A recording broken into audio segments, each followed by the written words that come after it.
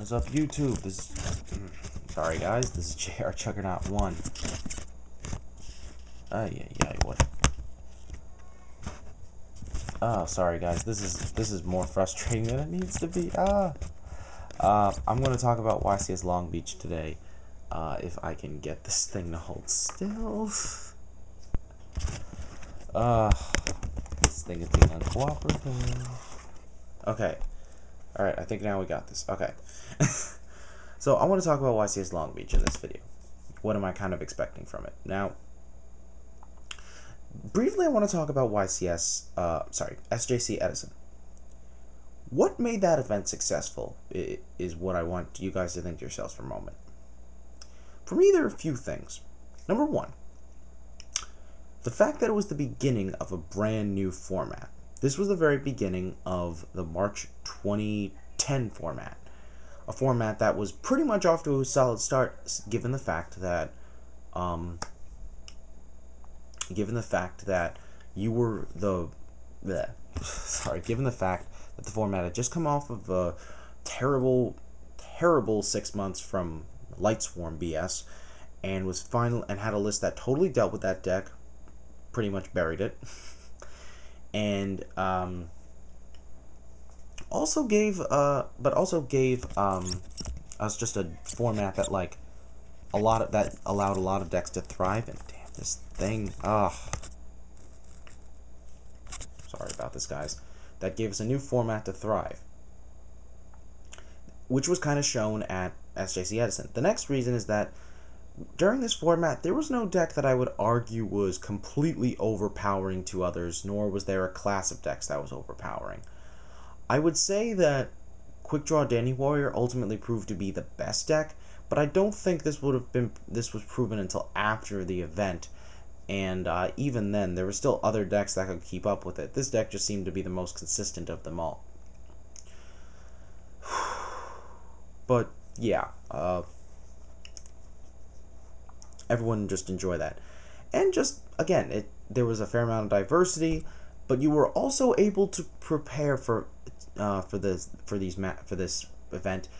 You kind of had a good enough idea of what decks you were going to expect. I think that was the real kicker to this. So I really thought that was critical.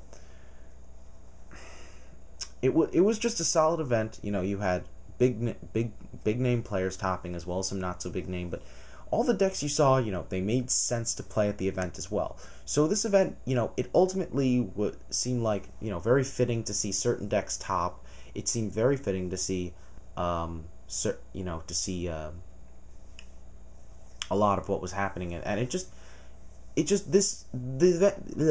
they were in a format that was that made it possible for this event to be good and diverse and so forth. So yeah, I think that really made a difference.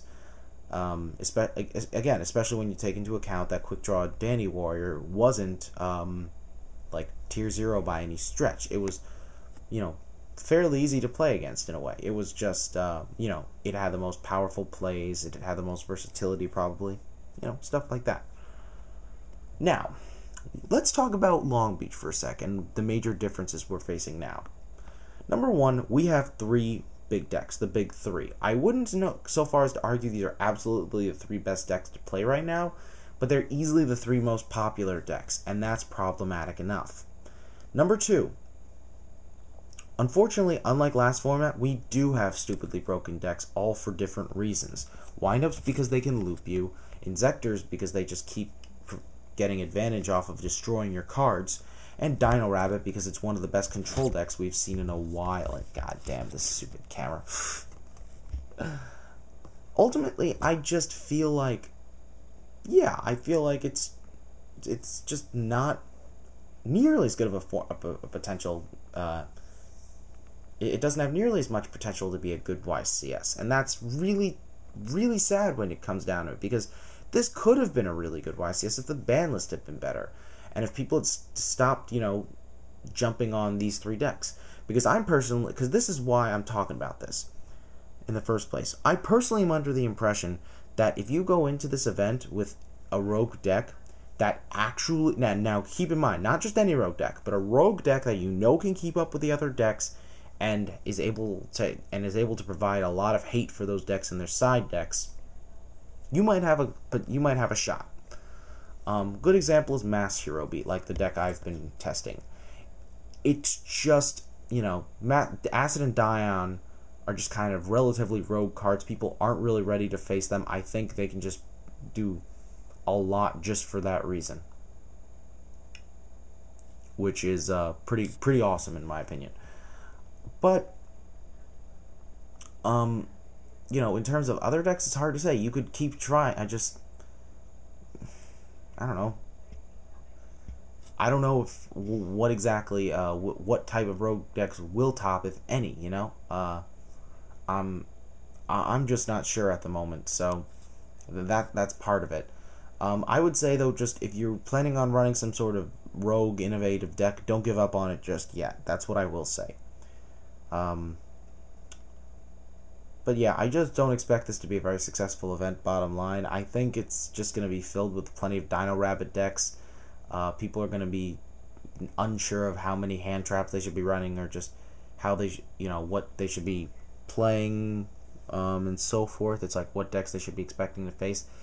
I feel like the problem here is that because there's